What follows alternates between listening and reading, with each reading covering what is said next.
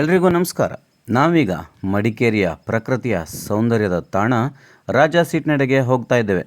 ಸದಾ ಹೂಗಳಿಂದ ಕೂಡಿರುವ ಹೂದೋಟದ ಅಂಚಿನಲ್ಲಿರುವ ರಾಜಾ ಸೀಟ್ ಎಂಥವರ ಮನವನ್ನಾದರೂ ಮುದಗೊಳಿಸುವ ತಾಣ.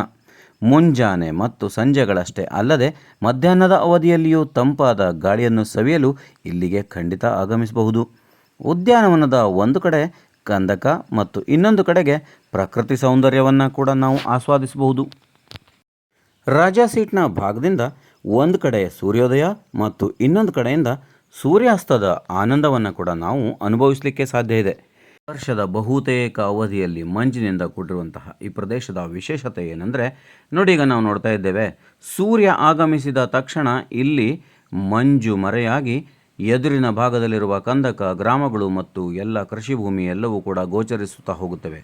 ನಾನಿಲ್ಲಿಗೆ ಹೋಗಿರುವಂಥದ್ದು ಮೇ ತಿಂಗಳಿನಲ್ಲಿ ಸಣ್ಣದಾದ ಮಳೆ ಬಿದ್ದರೆ ಇದೇ ರೀತಿ ವಾತಾವರಣ ಇರುತ್ತೆ ಇಲ್ಲಿ.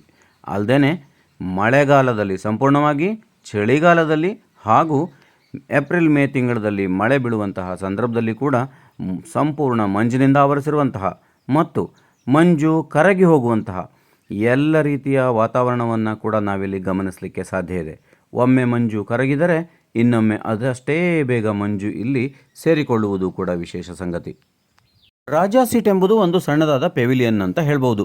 ಚಿಕ್ಕವೀರ ರಾಜರ ಆಳ್ವಿಕೆಯ ಕಾಲದಲ್ಲಿ ರಾಜನು ಸಂಜೆಯ ವೇಳೆಗೆ ರಾಣಿಯೊಂದಿಗೆ ವಿಹರಿಸುತ್ತಾ ಈ ಸ್ಥಳದಲ್ಲಿ ಕುಳಿತುಕೊಳ್ತಾ ಇದ್ದ. ಇದರಿಂದಾಗಿ ರಾಜ ಕುಳಿತುಕೊಳ್ಳುವ ಸ್ಥಳವನ್ನು ರಾಜಾ ಸೀಟ್ ಎಂಬುದಾಗಿ ಕರೆಯಲಾಗಿತ್ತು.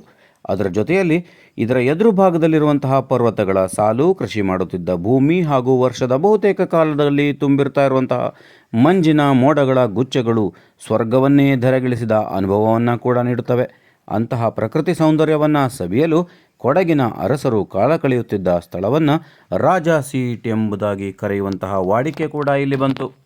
ಇಲ್ಲಿ ಕಂಡುಬರುವಂತಹ ಈ ಒಂದು ಮಂಟಪವನ್ನು ಬ್ರಿಟಿಷರ ಆಡಳಿತಾವಧಿಯಲ್ಲಿ ಇಲ್ಲಿ ನಿರ್ಮಿಸಲಾಯಿತು.